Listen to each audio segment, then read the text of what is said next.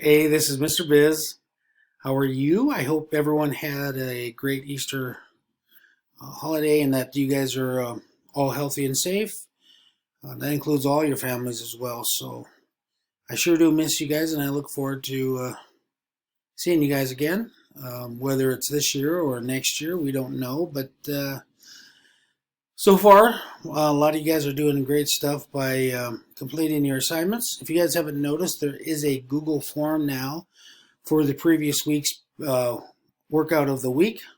And I think what I'll start doing is submitting them on Friday so that you guys can, either complete them. Again, I'm just asking for three 30-minute physical activities. So you got a week to get three 30-minute sessions done. And then record that on the Google form. Let me know what you guys did. Most of you guys have already done that. So again, try to get that done. That is going to go in as grade, and counts as a lot as a grade. So try to get that in. All right. So with that being said, we are going to look at fitness goals this week. This is the next lesson in my physical fitness unit, and so let's begin. So anytime that we start looking at fitness goals, what do we want to accomplish? Some of you guys may want to become a better basketball player. Some of you guys may want to become a better baseball player or softball player or volleyball. But it doesn't matter what sport or activity, you want to try to figure out how can you personally get better. Every one of us should have some sort of fitness goals, and you don't have to be in sports to have a fitness goal. Okay. I know a lot of teachers that I work with, they want to shed a few pounds. Okay, well, how do we shed those few pounds? What are we going to do? It's easy for me to say, hey, you know what, I'm going to lose 50 pounds in 2 months. And you know what, I might actually start off strong, and I may actually do well the first couple of days, but ultimately, I'm not setting realistic goals. And so what I want to be able to do is make sure that the fitness goals that I do set are not only realistic and are able to, I can attain, but I know that I can monitor and check what I'm doing. Okay? So what are your fitness strengths? What are your weaknesses? Again, when I was in football, both college and high school, I approached the season, the off season. I was hitting the weights very hard, and I was trying to bulk up. When I was in wrestling, again, that was a different sport, and back then, we were, if we were 195, we could wrestle at 189. If we made 189, why not try for 173 or 171? I can't remember what the weight was, but the goal was always, what can we do to get ourselves in a better position? So, again, you don't have to play sports to have fitness goals. If you're out there, one of my former students, she's really into shooting, and so she practices a lot. So again, that's what we're going to look at today.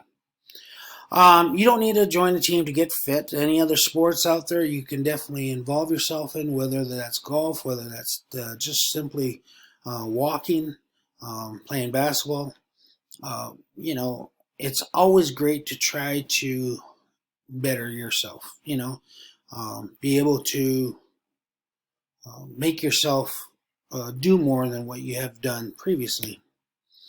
When I was in high school, one of my good friends, he had a parent that, so he had a brother who was a twin. One was in basketball, one was in wrestling, and the both parents, man, they whatever they needed, new wrestling shoes, new basketball shoes, whatever they needed, the parents worked hard to get them for them. And it was so kind of neat to see, because whenever I would go on these wrestling tournaments, my parents would show up. Well, his parents would show up too, but they would also leave to go check out the basketball game, or vice versa. If one parent couldn't make it to, or if they couldn't make it to one sport, I'm sorry, sometimes the parents would kind of split up and try to do two different sports.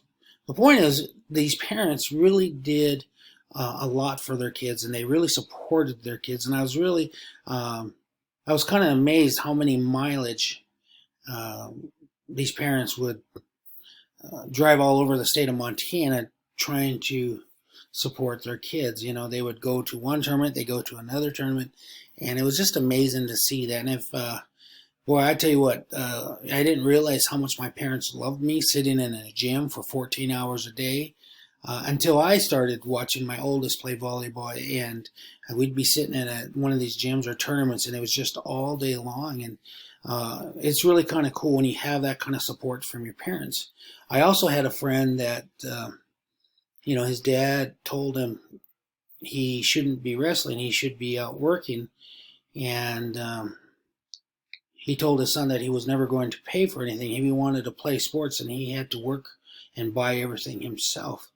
And so this kid would always have to buy his own shoes. He'd have to do a lot of stuff. And his dad never actually came to any wrestling tournament, which was really kind of sad because you could tell this kid really wanted to have that kind of support. So what affects our goals? Our families, our friends, and people around us.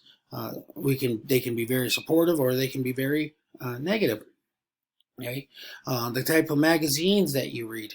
You know, a lot of those people that you see on the front cover, they're touched up, and unfortunately, they may look like the perfect bodies, but the reality is, that's the one thing that the media can and will do, is they'll try to set these unattainable goals for you. You're looking at someone that says, man, I wish I could be as strong as that person or skinny as that woman. The fact is, some of the pictures you see in the magazines are touched up. Likewise, it is also good to look at and say, man, I wish I can be like this, and how can I, be as good as this basketball player? Well, that's a goal too, is trying to figure out how you can get as good as he is, because he started off, or she started off, where you guys are at right now. So again, there's a lot of things out there that can be both positive and negative for you guys. Okay.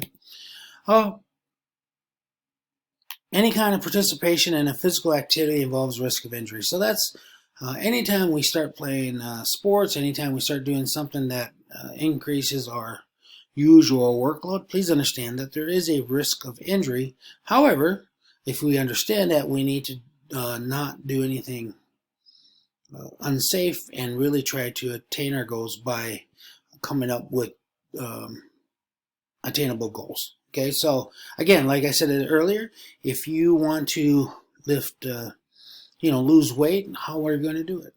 Instead of doing something unrealistic and saying, man, I'm going to lose 50 in a month, or what have you, that's really unrealistic. It's extremely unhealthy.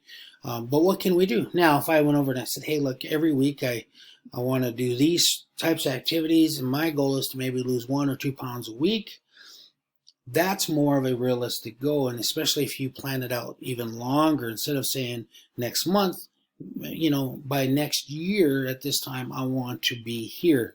So again, how can you achieve your goals? Well, by making sure that you're setting very attainable short-term goals that will help you in the long run. Okay. Next thing I want to ask yourself is, are you fit? Now, fit stands for frequency, intensity, and time. Again, remember that is the homework and test question. Frequency is, okay, I can go to the gym every day, but if I'm not putting in any kind of effort, okay, then I'm really doing myself a disservice. Whereas if I went maybe 4 days out of the week or 3 days out of the week, and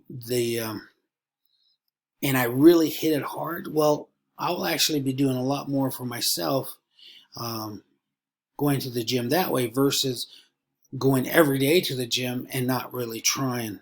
Okay, so you want to be able to look at frequency, intensity, and time.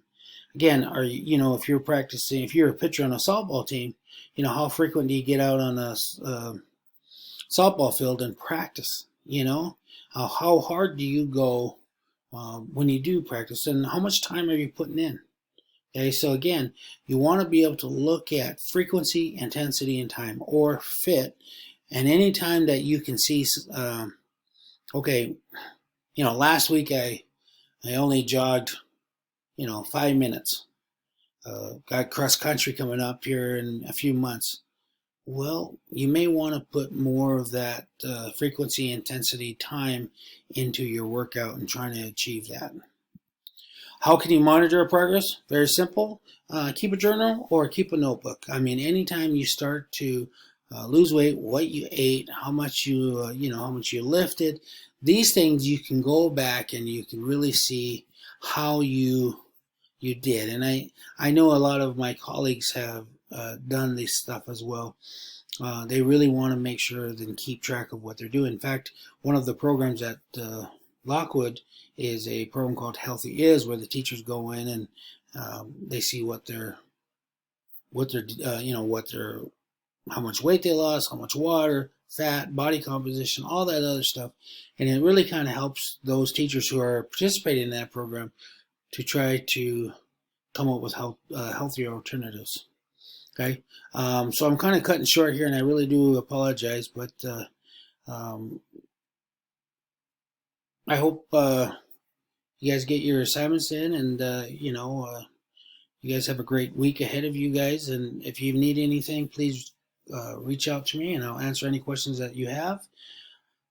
Otherwise, take care, and we'll see you soon. Bye.